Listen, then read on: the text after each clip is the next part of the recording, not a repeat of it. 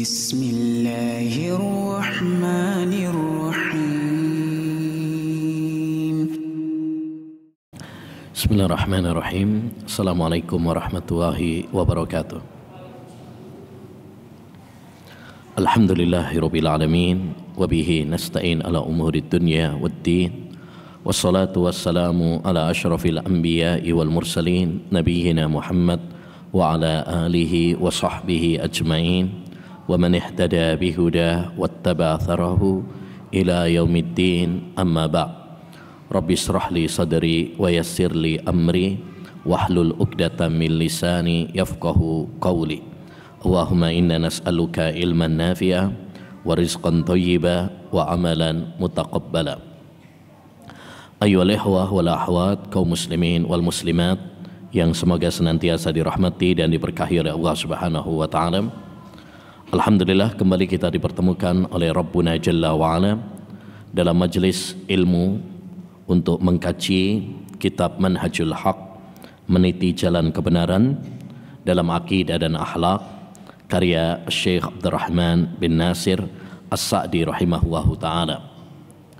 Terakhir pembahasan kita tentang bagian yang kedua dari kitab ini, yaitu tentang akhlak, tentang akhlak, di mana pada bait yang ke-37 beliau mewasiatkan kepada kita untuk senantiasa bertakwa kepada Allah Subhanahu wa taala, yaitu menjalankan perintah-perintah Allah Subhanahu wa taala berupa kewajiban-kewajiban dan sunnah-sunnah.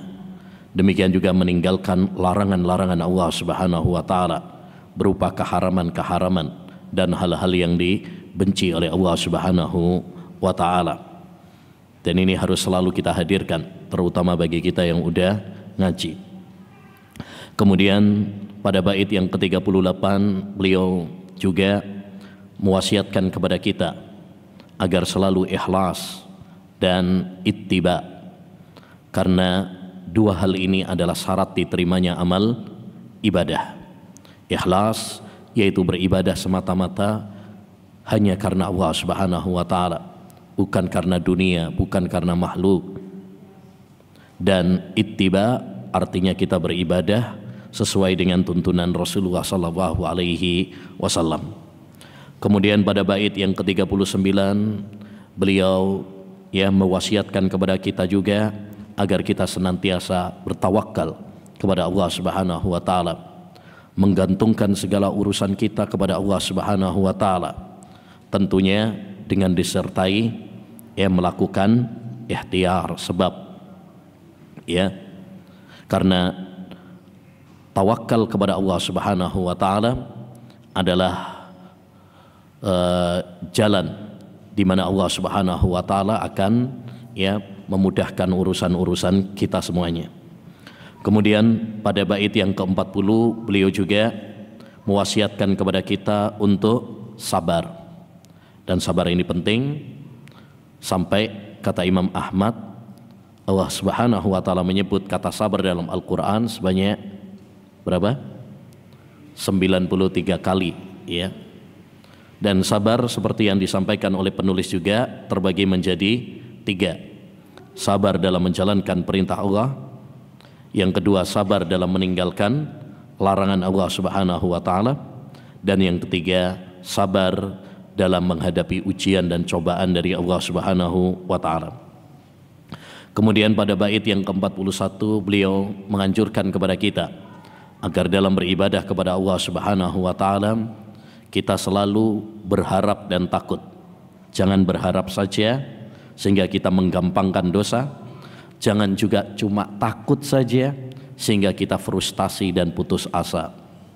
Kemudian pada bait yang ke-42 beliau mewasiatkan kepada kita agar kita selalu membersihkan hati kita dari segala noda dan kotoran.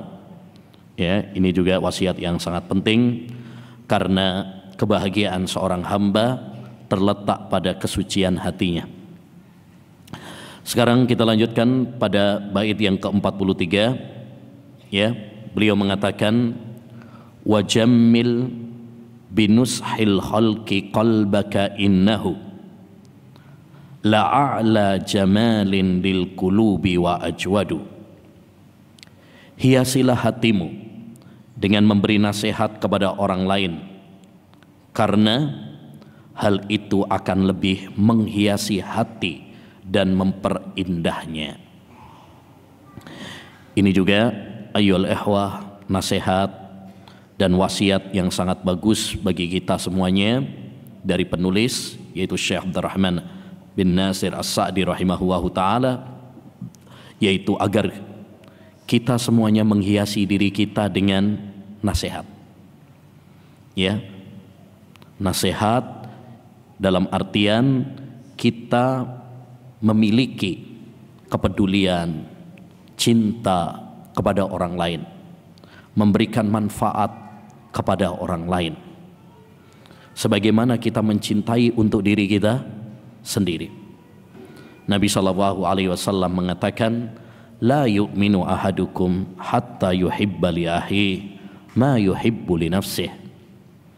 Tidaklah seorang di antara kalian beriman ya dengan sempurna sehingga dia mencintai saudaranya apa yang dia cintai untuk dirinya. Dan sifat ini ayyuhal ikhwah ya, yaitu mencintai orang lain, suka membantu orang lain, suka membahagiakan orang lain, memberikan manfaat kepada orang lain. Ini adalah tumbuh karena kesucian hati. Makanya ini nasihat yang sangat bagus, terletak setelah pada poin yang ke-42, bait yang ke-42, di mana beliau menganjurkan kepada kita untuk membersihkan hati dari kotoran. Kalau hati ini bersih, maka kita akan memiliki cinta kepada orang lain. Kita bukan orang-orang yang egois. Ya, Nabi SAW pernah ditanya, siapakah manusia yang paling baik?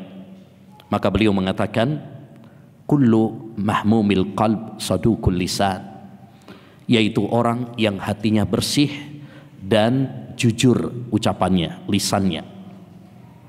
Qalu sadukul lisani na'rifuhu ya Rasulullah.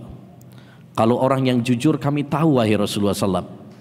Fama mahmumul qalb, tapi apa arti orang yang berhati bersih, bening, suci itu? Qal huwa taqiyyun naqi alladzi la hilla wala hasada wala baghdha, yaitu hati yang bertakwa, hati yang bening, bersih, ya, tidak ada kedengkian, tidak ada permusuhan, tidak ada iri hati kepada orang lain. Oleh karenanya ayyuhal ikhwah rahimani wa rahimakumullah, hendaknya bagi kita semuanya untuk menghiasi diri kita dengan kejernihan hati, sehingga kita memiliki apa? Cinta kepada saudara-saudara kita, memiliki berkeinginan yang baik kepada saudara kita. Itulah yang namanya nasihat. Ad-dinun nasihat. Kata Nabi, agama itu adalah nasihat. Diulang oleh Nabi sampai 3 kali. Ketika ditanya oleh para sahabat, untuk siapa wahai Rasulullah? Lillah wali kitabih wali rasulih wali a'immatil muslimin wa amatihim.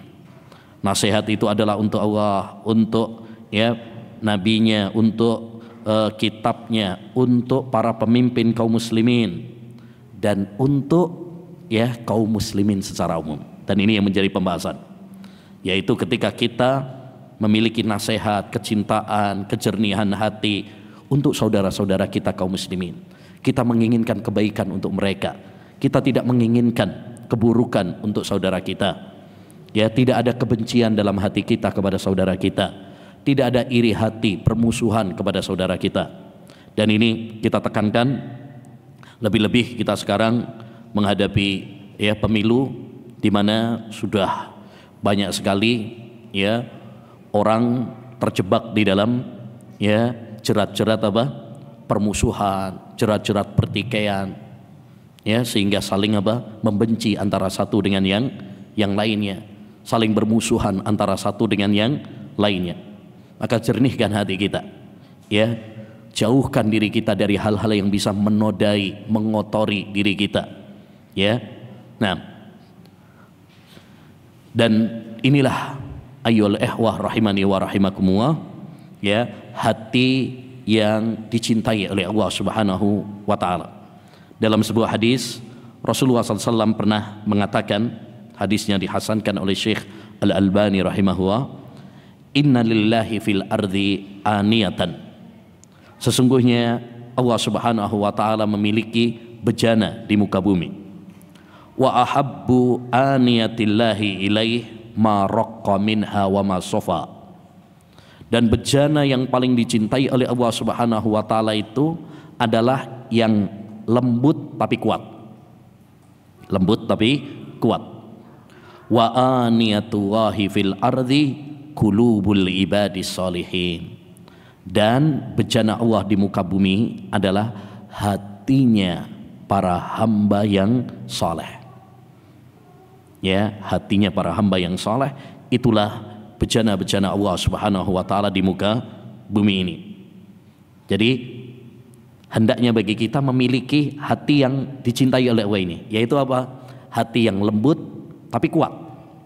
Karena hati itu seperti kata Imam Ibnul Qayyim ada 3. Ada hati yang keras seperti batu, ada yang terlalu lembek seperti air. Ya, dua-duanya nggak bagus. Yang keras seperti batu nggak bagus, yang terlalu lembek kayak air juga nggak bagus.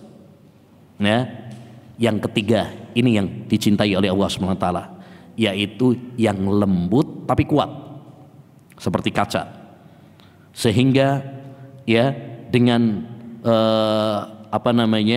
dengan kelembutannya dan dengan kekuatannya dia bisa melihat mana yang benar dan mana yang salah, ya, tapi dia bisa kuat menghadang, tidak tembus, ya, tidak tembus. Berbeda dengan kalau terlalu lemah, akhirnya dia malah apa?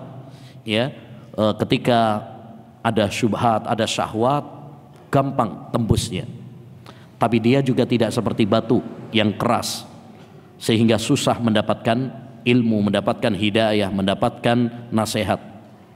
Ya, oleh karenanya sekali lagi ini nasihat yang sangat penting, yaitu agar kita memiliki ya hati yang bersih, yang memiliki kecintaan kepada orang lain, ya, kecintaan kepada orang lain, memberikan nasihat kepada orang lain, ya, menginginkan kebaikan untuk orang lain, ya. Maka apa yang kita bisa untuk memberikannya kepada saudara kita, lakukan. Nabi SAW pernah mengatakan, man istata'a minkum an takuna lahu man istata'a minkum an yanfa'a akha falyaf'al. Siapa di antara kalian yang bisa memberi manfaat kepada saudaranya, maka lakukanlah. Ya, kalau kita bisa memberi manfaat, bantuan kepada saudara kita dengan ilmu, maka berikan dengan ilmu. Yang bisa memberikan manfaat dengan harta, membantu dengan harta, bantu dengan harta. Yang bisa membantu dengan jabatan, tahta, bantu dengan jabatan, dengan tahta. Yang bisa membantu dengan tenaga, bantu dengan tenaga. Ya, dan setidaknya kalau kita tidak bisa membantu saudara kita, setidaknya jangan menyakiti mereka. Ya, sudah nggak bisa bantu dengan uang, nggak bisa bantu dengan doa, nggak bisa bantu dengan, nggak membantu dengan ilmu, ya, setidaknya jangan kita menyakiti mereka. Ya, itu minimal. Baik. Berikutnya bait yang ke-44 dan 45 ini nasihat yang sangat penting dalam masalah berteman dan mencari sahabat, ya, dalam pergaulan, ya, karena namanya manusia di dunia ini pasti butuh apa? Teman. Kata beliau, wasahib idza sahabta kulla muwaffaqin yaquduka lil khairati nushan wa yurshidu. Dan teman bergaulmu jika dengan orang yang diberi taufik, yakni bertemanlah dengan teman yang jika kamu berteman dengannya akan mengantarkan kepada kebaikan berupa nasihat dan bimbingan. Artinya apa? Cari teman-teman yang baik, yang bisa membimbingmu kepada kebaikan, yang bisa menggandeng tanganmu menuju surga Allah Subhanahu wa taala. Wa iyyaka wal mar'al ladzi in sahibtahu, hati-hatilah terhadap orang yang ketika engkau berteman dengannya, khosirta khosaron laisa fihi taraddudu, engkau akan merugi dengan kerugian yang di dalamnya tidak diragukan lagi. Jadi beliau menganjurkan kepada kita cari teman yang baik dan mengingatkan kepada kita jangan sampai salah pergaulan, jangan berteman dengan orang-orang yang rusak. Ya, nah, jadi ini dua bait ini saya kira nasihat yang sangat penting ya, karena teman itu pengaruhnya sangat besar sekali. Makanya dalam kata bahasa Arab ya, kalimat hikmah, kalimat bijak Arab, as-sahibu sahib. Teman itu apa? Akan ya mempengaruhimu, ya, akan menuntunmu. Sangat pengaruhnya sangat besar. Oleh karenanya Nabi SAW mewanti-wanti kita, ar-rajulu ala dini khalilih falyandur ahadukum man yukhalil. Seorang itu tergantung agama temannya, maka hendaknya dia selektif melihat dengan siapa dia berteman. Kalau kita berteman dengan orang-orang yang baik, maka kita akan terpengaruh dengan kebaikan. Dia akan mengajak kita kepada kebaikan, dia akan mengajak kepada amal saleh. Ya, dahulu seorang ulama us-salaf pernah mengatakan, sebaik-baik teman adalah orang yang mengatakan kepada temannya, ayo kita sholat, ayo kita berpuasa sebelum kita meninggal dunia. Itu sebaik-baik teman, yaitu teman yang bisa menggandeng tangan kita menuju kebaikan, teman yang bisa menggandeng tangan kita menuju surga Allah Subhanahu wa taala. Kata sahabat Abdullah bin Mas'ud, ya, la tusahib illa man a'anaka ala dzikrillah. Janganlah kamu berteman kecuali dengan orang yang membantumu untuk mengingat Allah Subhanahu wa taala. Ya. Dulu juga pernah diceritakan bahwa Muhammad ibnul Hanafiyah, salah seorang ahlul bait, dia itu suka berteman dengan orang-orang soleh, tapi dia tidak memiliki nasab, gitu ya, atau orang-orang yang fakir miskin, gitu. Tapi mereka orang-orang yang baik, sehingga sebagian orang komplain kepada dia, "Hai Muhammad ibn al-Hanafiyah, engkau orang yang terhormat, engkau ahlul bait, tapi kenapa kamu berteman dengan orang-orang fakir miskin, dengan orang-orang yang tidak memiliki kedudukan, orang-orang yang tidak memiliki nasab?" Apa kata beliau? Innama yajlisur rajulu haitsu nafa'ahu. Orang itu berteman dengan teman yang bisa memberikan manfaat pada dirinya. Ya, walaupun dia fakir miskin, walaupun dia mungkin tidak memiliki nasab, tapi mereka ini adalah orang-orang yang soleh, yang bisa memberi manfaat kehidupan bagi hatinya. Ya, nah ini, jangan sampai kita salah pergaulan seperti kata penulis. Ya, karena teman itu sangat berpengaruh. Kata Imam Ibnul Qayyim, teman ada 3. Yang pertama, ada teman seperti makanan. Kalau kita bergaul dengannya, maka akan menjadi vitamin bagi kita, ya, yang bisa menyehatkan ya kita. Sebagaimana makanan itu menyehatkan badan kita, ada teman, kalau kita berteman dengannya itu bisa menyehatkan iman kita, menyuburkan hati kita, ya, mengajak kita kepada kebaikan, mengajak kita kepada amal soleh, ya, kita diajak ngaji, diingatkan dari kesalahan kita. Ini cari teman-teman seperti ini. Dan kalau sudah dapat, ya, pegang erat-erat, karena mereka sangat langka pada zaman kita sekarang. Yang kedua, ada teman seperti racun. Ya, kita kalau minum racun itu bisa mematikan badan kita. Begitu juga ada sebagian teman itu seperti racun. Dia merusak ya hati kita, merusak akidah kita, merusak akhlak kita. Maka jangan berteman dengan orang-orang yang suka syirik, suka bid'ah, suka maksiat, orang-orang yang rusak ibadahnya, akidahnya, akhlaknya. Karena kita nanti akan terpengaruh. Karena hati itu lemah. Itulah kenapa para ulama kita mewasiatkan kepada kita, jangan duduk-duduk dengan ahlul bid'ah. Jangan membaca kitab-kitab mereka, jangan mendengar kajian-kajian mereka. Kenapa? Kata Imam Az-Zahabi rahimahullah, setelah membawakan wasiat-wasiat para ulama ya tentang masalah ini, kata beliau, aksarus salafi ala hadza. Banyak para ulama yang mewasiatkan kepada kita, memperingatkan kepada kita akan hal ini, yaitu jangan duduk-duduk dengan ahlul bid'ah, membaca kitab-kitab mereka, ya, mendengarkan ucapan-ucapan mereka. Li'annal quluba dha'ifah wasyubaha khattafah. Karena hati itu lemah, sedangkan syubhat itu kencang menerpa.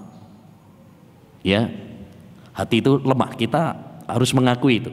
Coba antum kalau berteman dengan teman yang tiap hari kalau ketemu sama dia ngobrolnya tentang ilmu, maka kita akan apa? Ketularan. Kita akan semangat ngaji ilmu. Kalau ketemu sama teman yang tiap hari kalau ketemu sama dia ngobrolnya tentang bisnis, itu jadi semangat jadi pebisnis. Kalau setiap kali ketemu sama dia ngobrolnya mau nambah lagi. Tiap hari ketemu sama dia bahasnya itu terus, lama-lama terkompori juga, ya, panas juga. Nah, ya namanya orang, ya, hati itu lemah, gampang terpengaruh. Ya, kalau kita berteman dengan orang-orang yang, ya, suka ke mbah dukun misalkan, ya, lama kelamaan kena subhat. Cobalah ke mbah fulan, ya, namanya juga usaha. Mungkin antum akan ditunjukkan alamatnya, mungkin antum akan dikasih jimatnya, ya. Kalau berteman dengan orang-orang yang punya pemikiran takfir, suka mengkafirkan, ngebom sana, ngebom sini, ya, nanti diajak ngerakit bom. Ya, kalau berteman dengan orang yang kecanduan narkoba, ya lama kelamaan kan diajak nyicipi juga, malah mungkin diajak jadi agennya. Artinya orang itu apa? Tergantung dengan siapa dia berteman. Ya, kalau kita berteman dengan orang-orang yang rusak akidah, dengan orang-orang yang rusak ibadah, dengan orang-orang yang rusak akhlaknya, kita pun akan ketularan. Termasuk yang kita ingatkan ayyuhal ikhwah, yaitu teman-teman di media sosial. Ya mungkin itu zaman dulu nggak ada, tapi sekarang pertemanan itu kan nggak mesti langsung ya saja. Ada teman medsos istilahnya, ya, teman di Facebook, teman di Twitter, Instagram, grup, ya, WhatsApp dan lain sebagainya. Ya, selektiflah. Kalau memang antum masuk di grup WhatsApp atau grup, ya, di Facebook atau yang lainnya yang justru menjadikan kita semakin jauh dari Allah Subhanahu wa taala, segera keluar. Ya, sebelum kita terkena apa? Syubhat, syahwat. Kan tergantung. Antum kalau masuk grup yang bagus, antum akan mendapatkan kiriman faedah ilmu, artikel yang bermanfaat, video yang bermanfaat, info kajian, ya, ajakan kebaikan. Tapi kalau masuk grupnya grup-grup yang tidak benar, ya antum dapat syubhat, dapat syahwat, tergantung. Maka ini penting, ya, pada zaman kita sekarang mungkin tidak berteman secara langsung, tapi berteman secara online ini juga sangat berbahaya pada zaman kita sekarang. Ya, nah sekarang banyak orang itu masuk grup-grup yang bahayanya lebih besar daripada manfaatnya. Bahkan ada sebagian itu yang punya grup itu sampai 50 grup. Ya, ya, saya tahu ada beberapa jamaah itu punya, dia masuk grup itu sampai 50 grup. Ya, saya punya 10 grup aja udah pusing. Ya, ini malah punya 50 grup. Ya, maka kita maksudnya cari yang selektif, ya, yang bermanfaat secukupnya, sesuai dengan apa? Kebutuhan kita. Taib, ya, karena teman itu berpengaruh. Yang ketiga, kata Imam Ibnul Qayyim, ada teman itu seperti apa? Obat. Ya, maksudnya apa seperti obat? Kapan kita minum obat? Ya kalau pas butuh saja, pas sakit. Ya, begitu juga ada sebagian teman itu, sebagian orang perlu kita jadikan teman sesuai dengan kadar kebutuhan saja. Boleh kita menjadikan dia teman, tapi sesuai apa? Kebutuhan. Jangan melampaui batas. Contoh misalkan, ya mungkin dia orang non Muslim, nggak apa-apa, antum jadikan dia sebagai teman sesuai kebutuhan. Misalkan karena antum punya apa? Bisnis dengan dia, boleh nggak bisnis dengan non Muslim? Boleh. Dulu Rasulullah SAW menggadaikan baju besinya kepada orang Yahudi. Boleh transaksi ya atau bisnis dengan orang Yahudi dengan non Muslim boleh. Hukum asalnya. Ya, tapi itu sesuai kebutuhan. Jangan sampai kemudian nanti antum menjadikan dia sebagai teman akrab, curhat, ya, diskusi perbandingan agama dengan dia. Nah, akhirnya apa? Antum malah kena syubhatnya. Nah, itu nggak boleh. Jadi sesuai kebutuhan saja. Sebagaimana kita minum obat sesuai kebutuhan, demikian juga ada sebagian orang itu kita jadikan dia sebagai teman sesuai kebutuhan saja. Ya, yang perlu kita jadikan sebagai teman akrab itu nomor satu, yaitu orang-orang yang bisa menambah iman kita. Ya, yang perlu kita jauhi secara total nomor dua, ya, yaitu racun. Ya, dan yang ketiga ini kita bergaul dengannya sesuai dengan kebutuhan. Jangan dijauhi secara mutlak, sebagaimana jangan juga dijadikan sebagai teman akrab secara mutlak. Berikutnya, khudhil afwa min ahlaki man qad sahibtahu kama ya'murur rahmanu fihi wa yurshidu. Jadilah engkau pemaaf terhadap perangai orang yang engkau telah pergauli. Yani maaf, jadilah kamu pemaaf ya dari perangai teman-temanmu. Ya, namanya orang bergaul, berteman. Ya, teman itu kan nggak semuanya apa? Baik. Orang yang kita pergauli nggak semuanya satu level. Ya, kadang ada yang baik sama kita, ada yang nyebelin, ya, ada yang setengah-setengah. Ya, maka kata beliau, ya, jadilah pemaaf. Kama ya'murur rahmanu fihi wa yurshidu, sebagaimana ya diperintahkan oleh Ar-Rahman, yaitu Allah Subhanahu wa taala, dan diajarkan oleh Allah Subhanahu wa taala. Baik, ini apa namanya? Akhlak yang baik, yaitu apa? Anjuran bagi kita untuk pertama memiliki akhlak yang baik. Ya. Untuk berakhlak yang baik. Yang kedua, yaitu hendaknya bagi kita memiliki akhlak pemaaf. Akhlak secara umum, ya, ini wasiat yang sangat penting yang merupakan wasiat Allah dan wasiat Rasulnya. Bahkan Rasulullah SAW pernah mewasiatkan kepada seorang sahabat, yaitu Mu'ad bin Jabal dan Abu Dzar Al-Ghifari, ittaqillaha haitsuma kunta wa'ad bi'is sayyi'atal hasanata tamhuha wa khaliqin nasa bi khuluqin hasan.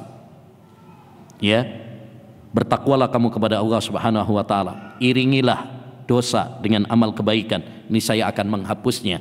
Kemudian, dan bergaulah dengan manusia dengan akhlak yang baik. Maka kita dianjurkan ayyuhal ikhwah untuk memiliki akhlak yang baik. Ini masalah yang sangat penting, akhlak.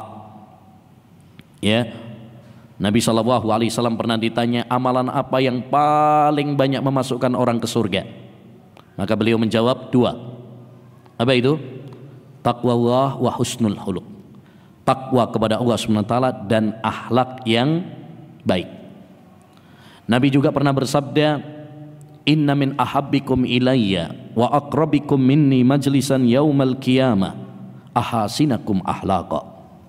Orang yang paling saya cintai di antara kalian dan orang yang paling dekat dengan saya tempat duduknya di surga kelak dengan saya, yaitu orang yang paling baik akhlaknya. Ya. Dan Nabi SAW juga bersabda, "Ma min syai'in asqalu fil mizan min husnil khuluq." Tidak ada amalan yang paling memberatkan timbangan di akhirat kelak daripada akhlak yang mulia. Jadi, ya, keutamaan-keutamaan akhlak banyak sekali. Bisa kita simpulkan, pertama, itu adalah perintah Allah dan perintah Rasul. Yang kedua, amalan yang paling banyak memasukkan orang ke surga. Yang ketiga, ya, orang yang paling dicintai oleh Nabi dan paling dekat dengan Nabi kelak di surga. Dan yang keempat, ya, di antara keutamaannya termasuk amalan yang paling banyak, yang paling memberatkan besok di akhirat. Oleh karenanya hendaknya bagi kita untuk memperbaiki akhlak-akhlak kita. Ya, dengan cara bagaimana? Setidaknya 3 cara. 1, banyak doa supaya kita diberi akhlak yang mulia. Ya, diberi akhlak yang mulia. Karena akhlak itu rezeki, pemberian dari Allah Subhanahu wa taala. Maka jangan kita ketika berdoa itu cuma minta dunia saja. Minta harta, minta anak, minta istri salihah. Boleh, itu bagus juga. Tapi jangan cuma minta dunia saja. Yang lebih penting daripada itu, kita minta ilmu yang bermanfaat, kita minta keimanan, kita minta, ya, seperti ini, yaitu apa? Akhlak yang mulia. Penting. Ya. Yang kedua, menuntut ilmu. Kita terus mempelajari ayat-ayat Quran, hadis-hadis Nabi. Karena dalam ayat-ayat Al-Quran dan hadis Nabi itu banyak sekali berbicara tentang akhlak. Termasuk kita ngaji seperti ini kan, bahas tentang akhlak. Ini bisa memperbaiki akhlak-akhlak kita. Karena tentu sebagai seorang muslim, fitrahnya adalah apa? Mencintai kebenaran. Ya. Dan yang ketiga adalah tadi, yaitu bergaul dengan orang-orang yang baik. Karena teman itu sangat berpengaruh.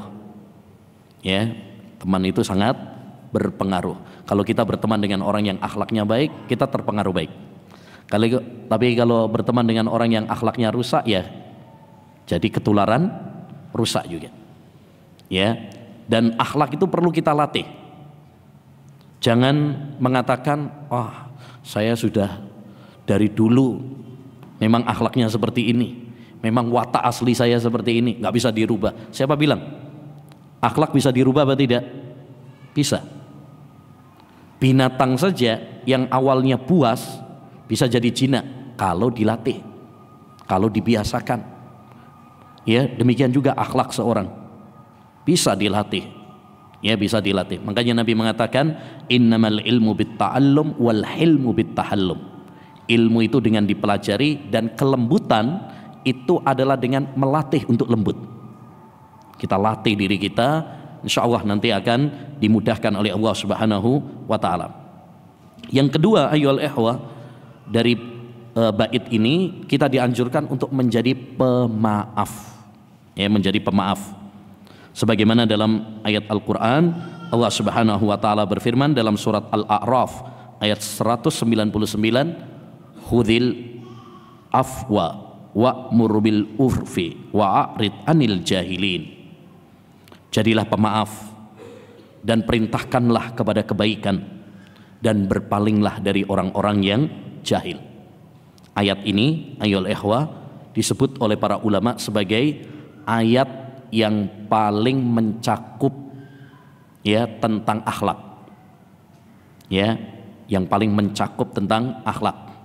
Itu ayat ini, surat Al-A'raf ayat 199. Karena di dalam ayat ini Allah Subhanahu wa ta'ala menggabung akhlak-akhlak yang mulia.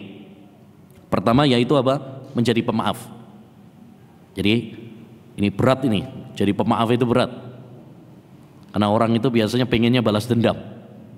Ya, gengsi.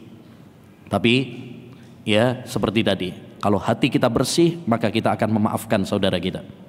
Imam Ahmad pernah mengatakan, "Samih akhak fama yanfa'uka ayyu'adziballahu akhaka bisababik." Maafkan saudaramu Apa manfaatnya bagimu bila Allah Subhanahu wa taala menyiksa saudaramu seorang muslim karena sebab dirimu? Apa manfaatnya? Enggak ada manfaat. Yang kedua yaitu menganjurkan kepada kebaikan-kebaikan. Ya, menganjurkan kepada kebaikan. Ini juga akhlak yang baik. Kemudian yang ketiga, berpaling dari orang yang bodoh.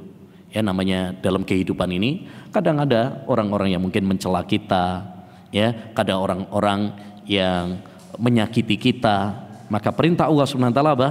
Enggak usah dipedulikan. Nah, maka ini penting ini. Karena kadang-kadang sebagian orang itu galau karena ucapan orang lain. Ya, dibilangin ini, dibilangin itu, akhirnya masuk dalam pikiran, ya, masuk dalam hati, sakit sendiri. Ya, jadi omongan orang nggak usah terlalu dipedulikan. Ini perintah Allah Subhanahu wa taala. Baik. Insyaallah nanti kita lanjutkan pada pertemuan setelah salat. Wassallallahu wasallam ala nabiyina Muhammad wa ala alihi wa sahbihi ajma'in. Bismillahirrahmanirrahim. Alhamdulillah wassalatu wassalamu ala Rasulillah wa la haula wa la quwata illa billah, amma ba'd. Kita lanjutkan pembahasan kita pada bait yang ke-47. Beliau mengatakan tarahhal anid dunya falaisat iqamatan walakinnaha zadun liman yatazawwadu. Berangkatlah dari alam dunia ini karena ia bukan tempat menetap selamanya. Namun dunia ini adalah tempat mengumpulkan perbekalan bagi orang yang mau berbekal. Ya, beliau mengingatkan kepada kita tentang hakikat dunia. Jadilah kita di dunia ini seperti seorang pengembara, seorang musafir yang menyadari bahwa di dunia ini hanyalah apa? Sementara saja, sebentar saja. Seperti seorang musafir yang transit, yang istirahat di rest area sebentar. Setelah itu dia melanjutkan perjalanannya. Nabi alaihi salatu wassalam mengatakan, "Mali walid dunya, ma ana fid dunya illa qarakibin istadalla tahta syajaratin summa raha anha wa tarakaha." Apa peduliku dengan dunia? Tidaklah aku di dunia ini melainkan seperti seorang pengembara, seorang musafir, orang yang bepergian, orang yang merantau, ya, di mana dia ya singgah di bawah pohon untuk istirahat. Kemudian setelah selesai istirahatnya dia akan melanjutkan perjalanannya dan meninggalkan pohon tersebut. Begitulah kita di dunia juga. Di dunia ini hanya sebentar, kita mampir saja. Ya, suatu saat kita pasti akan pergi meninggalkan dunia ini. Maka jadilah kita seperti seorang musafir. Makanya salah satu wasiat Nabi SAW kepada sahabat Ibnu Umar, kun fid dunya ka'annaka gharibun aw abiru sabil. Jadilah kamu di dunia ini seperti orang yang asing atau seorang musafir, ya, orang yang bepergian, yang mengerti tentang hakikat dunia, sehingga kita tidak terlena, tidak terbuai dengan dunia seperti kebanyakan orang, tergila-gila, terbuai, tertipu dengan fata morgana dunia. Dan supaya kita tidak tertipu dengan dunia, kata Imam Ibnul Qayyim dalam kitabnya Al-Fawaid, hendaknya bagi kita untuk mengingat dua hal. Pertama, hendaknya bagi kita mengingat bahwa dunia ini adalah hina dan fana. Dunia ini adalah hina dan fana. Makanya Nabi SAW menggambarkan dunia itu enggak lebih seperti sayap nyamuk. Nabi SAW menggambarkan dunia ini enggak lebih seperti bangkai kambing yang cacat. Nabi menggambarkan dunia ini seperti makanan yang kita makan. Seenak apapun makanan tersebut, suatu saat ya kita pasti akan membuangnya, karena nanti jadi kotoran. Inna nat'ama ibni Adam ju'ila mathalanid dunya. Apa yang dimakan oleh anak Adam itulah perumpamaan dunia. Wa in qazzahu wa mallahahu fandur madza yasir. sekalipun dia menggaraminya, membumbuinya, artinya seenak apapun makanan tersebut, fandur madza yasir, pikirkan toh jadinya juga apa akhirnya. Coba seenak apa? Makanan apa paling enak? Steak, soto, bakso, rawon. Seenak apapun makanan tersebut, pikirkan toh nanti akhirnya jadi apa? Jadi apa akhirnya? Jadi kotoran yang kita buang. Begitulah dunia yang kita kejar, mati-matian, banting tulang, meras keringat, toh nanti kita tinggalkan.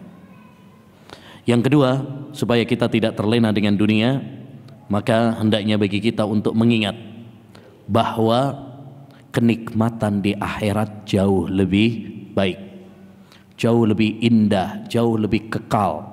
Walal akhiratu khairu wa abqa. Akhirat itu jauh lebih baik dan lebih kekal. Nabi SAW pernah mengatakan, wallahi mad dunya fil akhirah illa mislu ma yajma'alu ala ahadukum usbu'ahu fil yam falyandur madza yarji'. Demi Allah, tidaklah dunia jika dibandingkan dengan kenikmatan akhirat, kenikmatan di surga, kecuali seperti seorang yang mencelupkan jarinya ke lautan, kemudian dia menariknya. Perhatikan, hanya berapa tetes air yang nempel di jarinya. Jadi nggak ada apa-apanya itu, setetes dua tetes jika dibandingkan dengan kenikmatan di surga.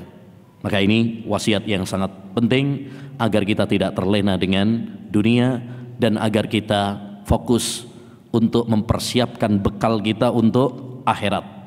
Bekal kita untuk akhirat.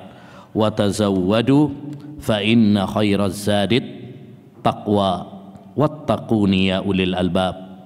Allah berfirman dalam surat Al-Baqarah ayat 197, berbekalah kalian wahai umat manusia, dan sebaik-baik bekal menuju Allah Subhanahu wa taala, menuju kampung akhirat adalah bekal takwa, yaitu melaksanakan perintah dan menjauhi larangan-larangannya.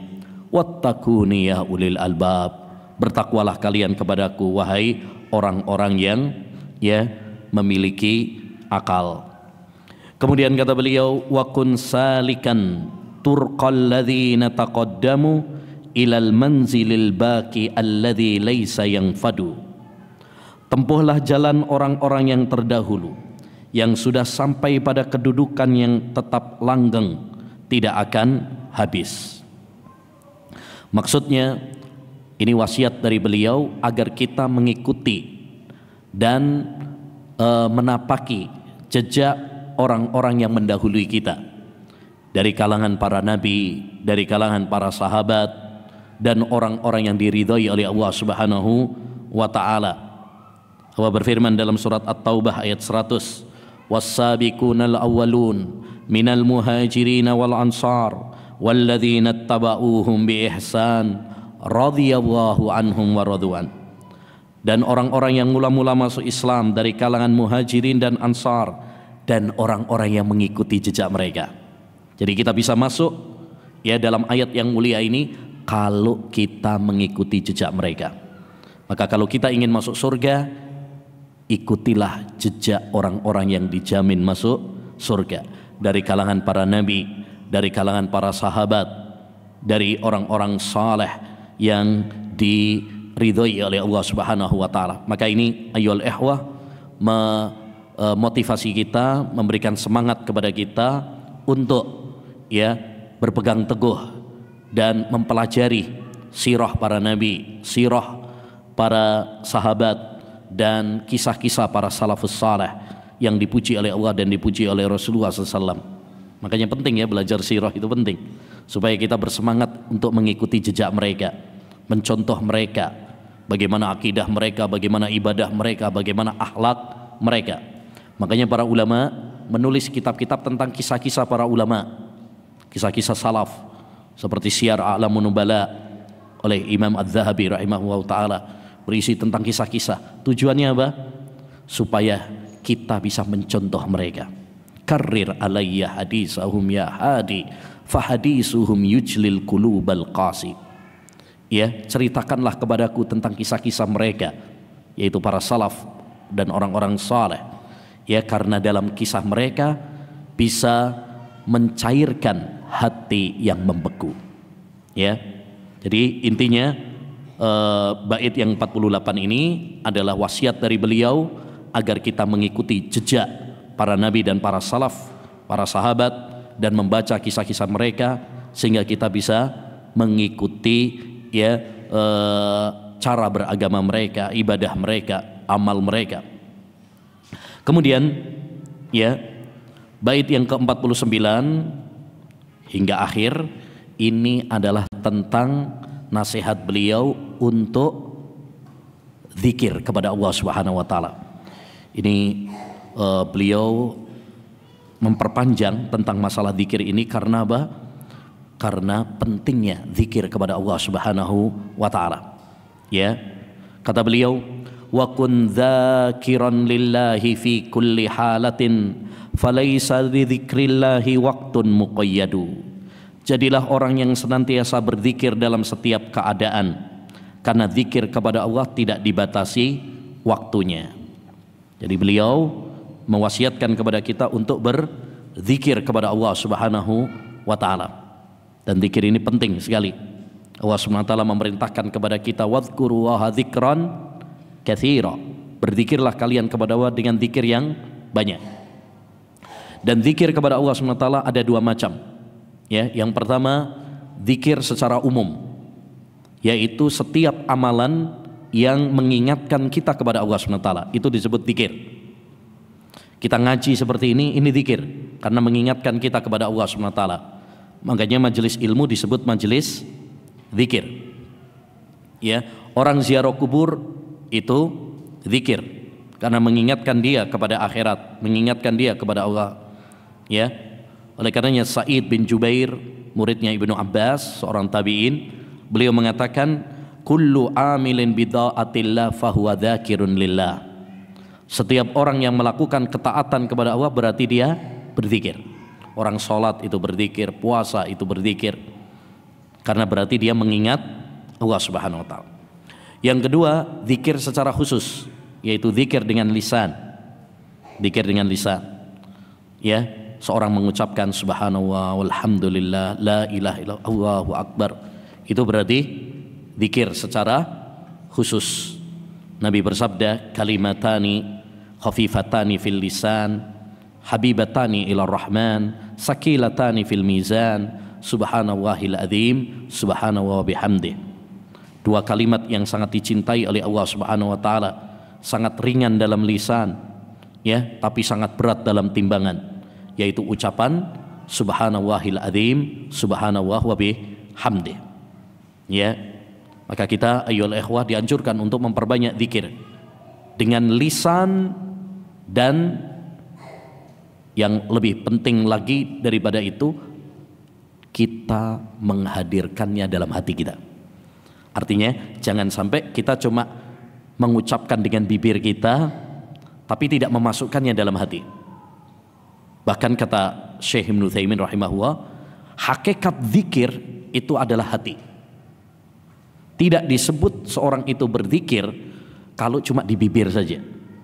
Dia betul-betul harus meresapi dengan hatinya, ya, menghayati dengan hatinya. Itu baru dinamakan zikir yang sejati, ya. Baik.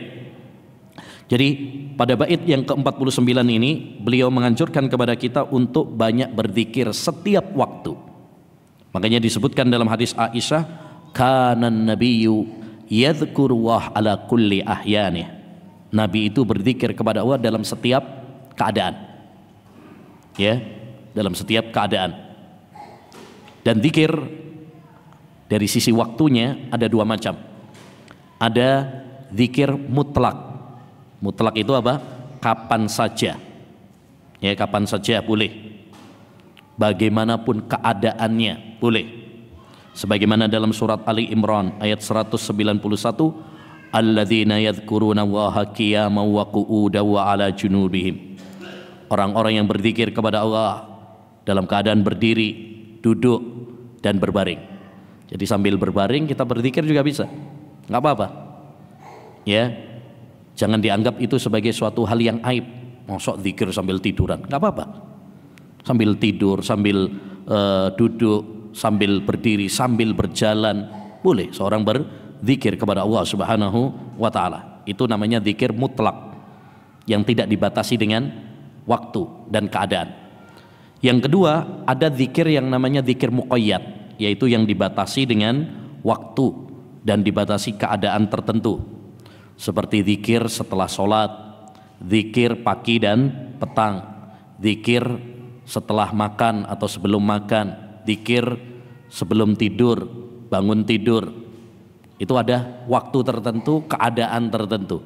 Itu namanya zikir muqayyad. Dan menariknya ayyuhal ikhwah, kalau kita perhatikan dalam setiap hari, ya, setiap hari mulai dari bangun tidur sampai kita tidur lagi, itu ada zikirnya.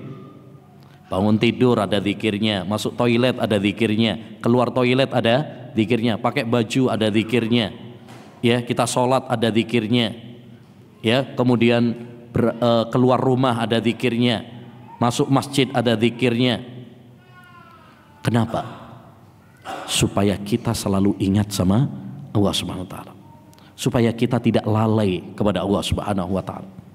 Maka jangan sampai kita menjadikan Allah Subhanahu wa taala itu hanya pas lagi butuh saja. Jangan jadikan Allah seperti ambulan, ya, yang kita butuhkan hanya pas saat kita terdesak, saat kita butuh. Tapi hendaknya bagi kita untuk mengingat Allah Subhanahu wa taala dalam setiap keadaan kita, baik susah maupun senang, ya. Nah, fa dzikru ilahil arsi sirran wa mu'lana yuzilu syaqa wal hamma anka wa yatrudu. Zikir kepada Allah pemilik arsy, baik dalam hati atau dengan lisan, dapat menghilangkan kesusahan dan kebingungan serta mampu mengusirnya. Ini salah satu manfaat dari zikir. Apa itu? Menghilangkan kegundahan, ya, galau, stres, ya, apalagi sumpek. Itu bisa hilang kalau kita apa? Zikir. Sebagaimana kata Allah dalam surat Ar-Ra'd ayat 28, ala bidzikrillahi tatmainnul qulub. Ketahuilah dengan zikir kepada Allah SWT hati itu apa? Tenang. Jadi obatnya galau, obatnya stres itu sederhana. Apa? Sering-seringlah mengingat Allah Subhanahu wa taala. Seorang ulama pernah mengatakan, dzikrun nasida wa dzikru wahidawa. Mengingat manusia itu penyakit, tapi mengingat Allah Subhanahu wa taala adalah obat penawar. Jadi manfaat yang pertama dari zikir adalah apa? Menghilangkan kegalauan, kegundahan, kesumpekan. Lalu wa yajlibu lil khairati dunya wa ajila wa iyyatikal waswasu yauman yusyarridu. Ya, zikir itu bisa mendatangkan kebaikan dunia dan akhirat dan mengusir was-was setan jika suatu hari datang. Ya, artinya salah satu manfaat dari zikir adalah apa? Mendatangkan kebaikan di dunia dan di akhirat dan mengusir was-was setan. Jadi banyak orang itu kadang kesurupan, ya, diganggu setan, was-was setan. Kenapa?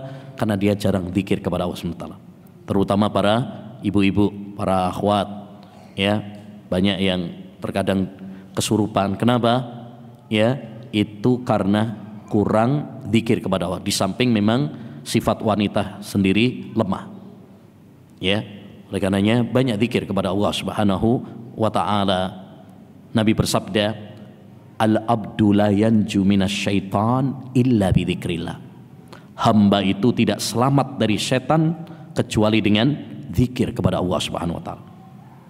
Diperumpamakan oleh Nabi seperti seorang yang diburu oleh musuhnya, kemudian dia masuk benteng, selamat dia.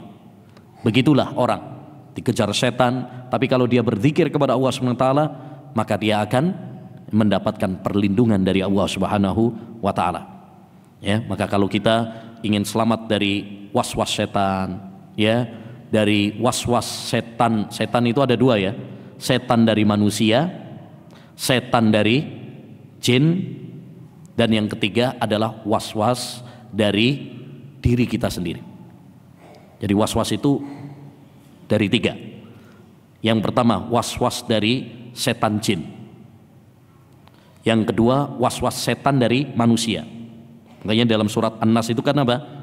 Alladzi yuwaswisu fi sudurin nas minal jinnati wan nas, yang memberi was-was ke hati manusia dari kalangan jin dan manusia. Di setan itu ada dua, dari jenis jin dan dari juga manusia. Kemudian yang ketiga yaitu was-was itu dari diri kita sendiri. Seperti dalam surat Qaf ayat 16, walaqad khalaqnal insan wa na'lamu ma tuwaswisu bihi nafsuh. Kami telah menciptakan manusia dan kami mengetahui apa yang diwaswaskan oleh dirinya sendiri. Ya, diwaswas itu dari tiga, waswas setan dari jin, waswas setan dari manusia, dan waswas dari diri sendiri. Lalu faqad ahbaral muhtaru yauman li sahbihi bi anna katsiradz dzikri fis sabqi mufridu. Sungguh Nabi, ya, pilihan telah mengabarkan kepada para sahabatnya bahwa orang yang banyak berzikir itu yang menang dalam perlombaan. Beliau mengisyaratkan kepada hadis sabaqal mufridun, telah menang orang-orang yang mendahului. Qalu wa mal mufarriduna ya Rasulullah, siapa orang-orang yang mendahului itu wahai Rasulullah?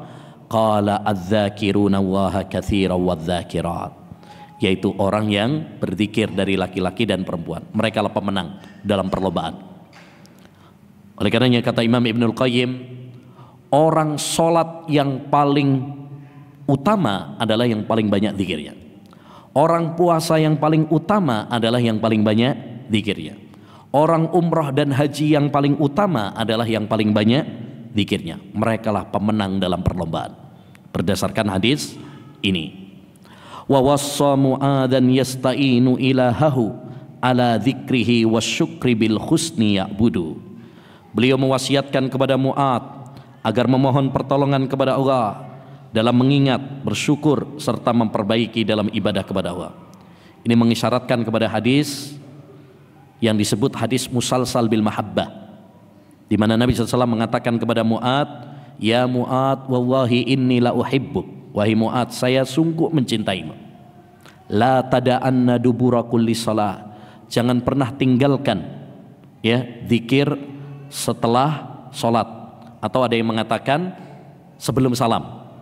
Jadi dubur di sini ada yang mengartikan sebelum salam, ada yang mengartikan setelah salam. Ya, apa itu? Ya, Allahumma a'inni ala dzikrik wa syukrik wa husni ibadatik. Ya Allah, berikanlah pertolongan kepadaku untuk senantiasa berzikir kepadamu, bersyukur atas nikmatmu, dan beribadah yang baik kepadamu. Ini salah satu wasiat Nabi kepada Mu'adz, sahabat yang sangat dia cintai. Makanya beliau mengatakan tadi, wahai Mu'adz, saya mencintaimu. Maka ini menunjukkan ya bahwa ini adalah wasiat yang sangat penting, karena beliau wasiatkan kepada sahabat yang dicintai oleh Nabi. Wa awsa li sahsin qad ata li nasihatin wa qad kana fi hamlis syara'i yajadu. Dan beliau pun telah berwasiat kepada seorang yang datang minta nasihat, merasakan betapa beratnya melaksanakan syariat-syariat. Ini beliau mengisyaratkan kepada hadis tentang seorang yang datang kepada Nabi alaihi salatu wassalam, kemudian mengatakan, wahai Rasulullah, syarat Islam begitu banyak kepada saya keberatan untuk melakukan semuanya. Berikanlah kepada saya amalan yang ringan yang bisa saya kerjakan secara kontinu. Lalu Nabi mengatakan apa? La yazalu lisanuka radban ya bidzikrillah. Hendaknya lisanmu selalu basah dengan zikir kepada Allah Subhanahu wa taala. Makanya lanjutnya bi al la yazal radban lisanuka hadhihi tu'inu ala kullil umuri wa tus'idu. Dinasihati oleh Nabi agar senantiasa membasahi lisannya dengan zikir yang dapat membantu memudahkan urusan. Ya, ini menunjukkan bahwa zikir itu amalan yang ringan, gampang. Ya, orang ini keberatan dengan banyaknya amalan. Sholat, puasa, mungkin berat ya. Tapi kalau zikir itu mudah. Semua orang bisa mengerjakannya. Ya, kita sambil nyetir mobil bisa. Ibu-ibu sambil masak, sambil nyetrika, sambil nyapu juga bisa. Ini amalan yang ringan tapi pahalanya sangat besar sekali. Wa ahbara anna dzikra ghursun li ahlihi bi jannati adnin wal masakin tumhadu. Beliau mengabarkan bahwasanya zikir adalah tanaman baginya di surga Aden. Ya. Tempat tinggalnya telah disiapkan. Ya, ini salah satu keutamaan apa? Zikir. Siapa yang berzikir maka akan ditanamkan untuknya sebuah pohon di surga. Seperti dalam hadis, man qala subhanallahil azim wa bihamdih ghurisat lahu nahlatun fil jannah. Barang siapa yang mengucapkan subhanallahil azim wa bihamdih, ya maha suci Allah subhanahu wa ta'ala yang maha agung dan segala puji bagi Allah, maka akan ditanamkan untuknya pohon kurma di surga. Ya. Dan apalagi penduduk Madinah itu suka pohon kurma gitu ya. Ya, jadi sebagian kita pun senang dengan adanya pohon-pohon, ya, karena itu enak dipandang, ya, rindang. Maka nanti semakin kita banyak berzikir kepada Allah SWT, akan ditanamkan kepada kita pohon-pohon kelak di surga untuk mereka yang berzikir kepada Allah Subhanahu wa taala. Wa ahbara anna Allah yadhkuru abdahu wa ma'hu ala kullil umuri yusaddidu. Ya. Dan Nabi mengabarkan bahwasanya Allah SWT menyebut hambanya dan akan senantiasa menolong semua urusan orang yang rajin berzikir. Ya, ini salah satu manfaat dari berzikir, yaitu Allah Subhanahu wa taala akan mengingat orang-orang yang berzikir kepadanya. Fadhkuruni adzkurkum.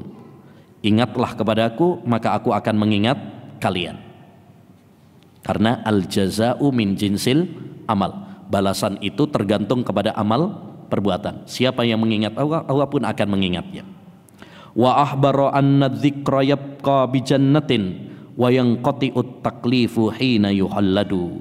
Beliau juga mengabarkan bahwasanya orang-orang yang berzikir akan kekal zikir tersebut sampai ke surga.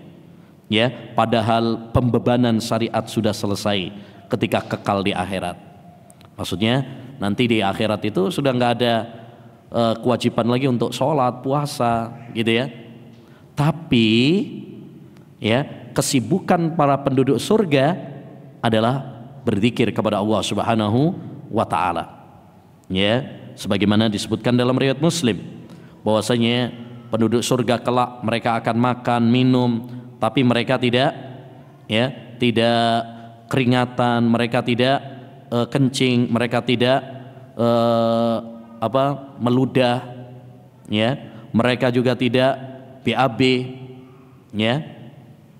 Kemudian kata para sahabat, fama balut ta'am, terus gimana dengan makanan yang mereka makan? Jadi bayanginnya kayak di dunia gitu ya. Kalau di dunia kalau orang makan ya nanti ada yang keluar. Kata Nabi SAW, jusya'un wa rizqun karizqil misk, ya, itu akan keluar menjadi wewangian, ya, wewangian. Yulhamuna tasbih wa tahmid kama yulhamuna nafas. Mereka sering bertasbih dan memuji Allah Subhanahu wa taala, ya, sebagaimana mereka bernafas. Jadi penduduk surga itu ya seperti itu.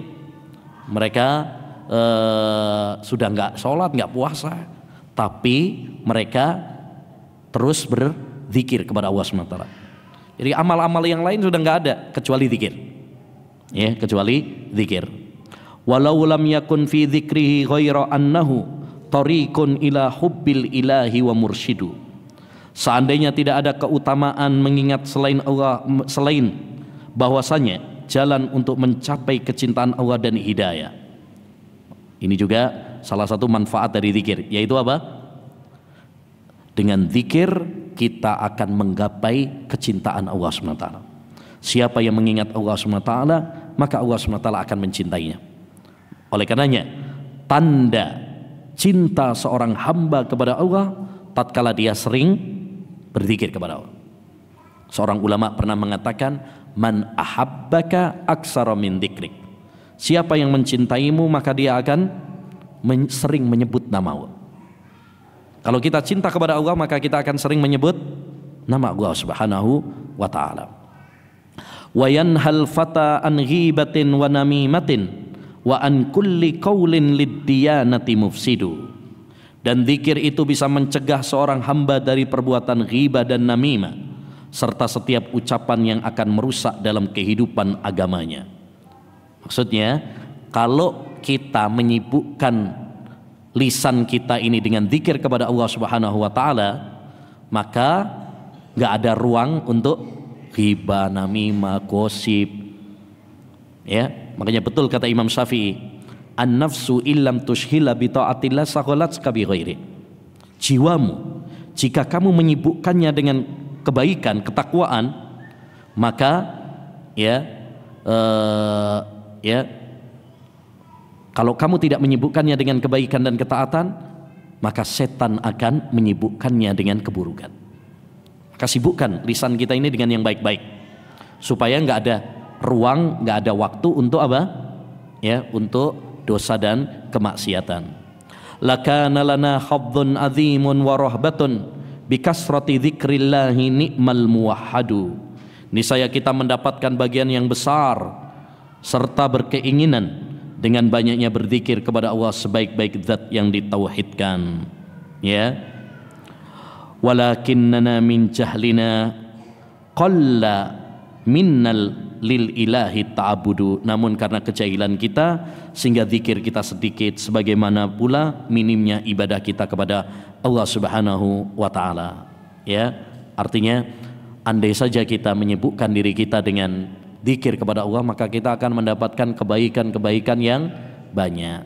Tetapi karena kebodohan kita, kemalasan kita, ya, sehingga kita kurang berzikir kepada Allah dan kurang beribadah.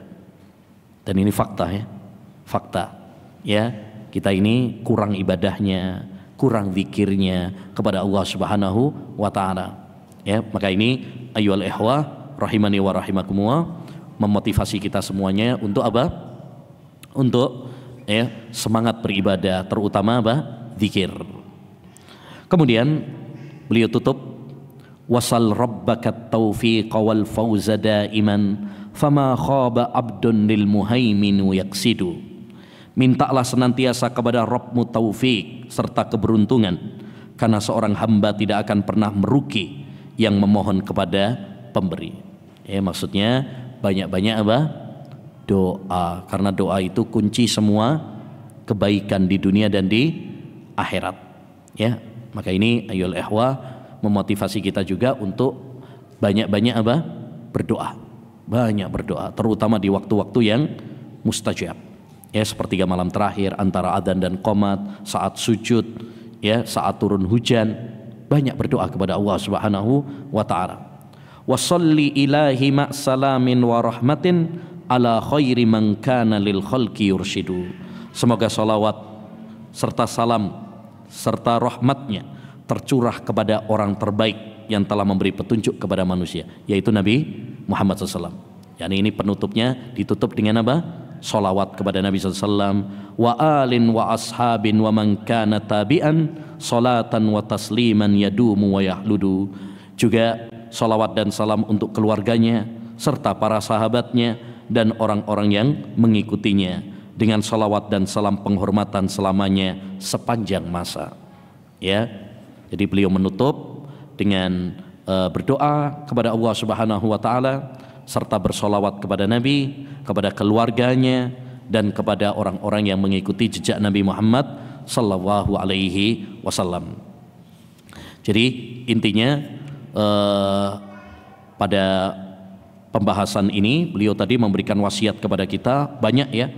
agar kita memiliki menghiasi diri kita dengan nasihat kepada orang lain, ya, kecintaan kepada orang lain. Kemudian agar kita selektif dalam berteman. Kemudian agar kita memiliki akhlak yang baik, terutama suka memaafkan kesalahan orang lain. Kemudian beliau menganjurkan kepada kita untuk tidak tertipu dengan gemerlapnya dunia dan mempersiapkan bekal sebaik-baiknya untuk akhirat. Serta beliau mewasiatkan kepada kita agar kita mengikuti jejak para nabi, jejak para sahabat, jejak orang-orang saleh yang diridhoi oleh Allah Subhanahu wa taala. Kemudian yang terakhir yang panjang tadi yaitu tentang anjuran untuk berzikir. Beliau menyebutkan 13 keutamaan.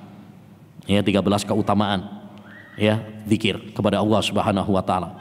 Lebih mantap lagi Imam Ibnul Qayyim. Beliau punya buku namanya Al-Wabilus Sayyib, menjelaskan 100 keutamaan zikir. 100 keutamaan zikir. Makanya seorang ahlus sunnah, seorang salafi, ya, juga harus, ya, banyak berzikir kepada Allah Subhanahu wa taala. Ya, jangan menganggap seorang salaf itu anti zikir. Zikir mah ini sufi nih. Ya, enggak. Seorang salafi, seorang ahlus sunnah wal jamaah, ya, bukan hanya ngaji saja, belajar ilmu agama, tapi yang paling penting juga adalah apa? Amal, ibadah kepada Allah Subhanahu wa taala. Al-ilmu nafi' wal amalus saleh. Ilmu yang bermanfaat dan amal saleh. Itu syiar Ahlus Sunnah wal Jamaah. Demikian ayyuhal ikhwa wal akhwat rahimani wa rahimakumullah, ya, pembahasan yang bisa kita bahas pada malam ini. Dengan demikian selesai sudah pembahasan tentang manhajul haq, meniti jalan kebenaran, karya Syekh Abdurrahman bin Nasir As-Sa'di rahimahullahu ta'ala. Semoga apa yang telah kita pelajari menambah ilmu yang bermanfaat bagi kita, dan mudah-mudahan Allah Subhanahu wa ta'ala memberikan kemudahan dan kekuatan kepada kita untuk bisa mengamalkannya. Amin ya rabbal alamin. Dan selanjutnya insyaallah ta'ala mulai Rabu depan, ya, kita akan membahas tentang puasa, ya, sebagai bekal bagi kita menghadapi puasa yang sebentar lagi. Berapa hari lagi? Sekitar 40-an hari, ya. Ya, sekitar 40-an hari, ya. Insyaallah taala kita akan membahas tentang ahadisus siyam, 30 hadis tentang puasa, ya, insyaallah. Insyaallah nanti dibagikan Wildan, ya. Ya, insyaallah. Itu harus hadir sebelum habis bukunya. Subhanakallahumma bihamdika asyhadu an la ilaha illa anta astaghfiruka wa atubu ilaik. Assalamualaikum warahmatullahi wabarakatuh.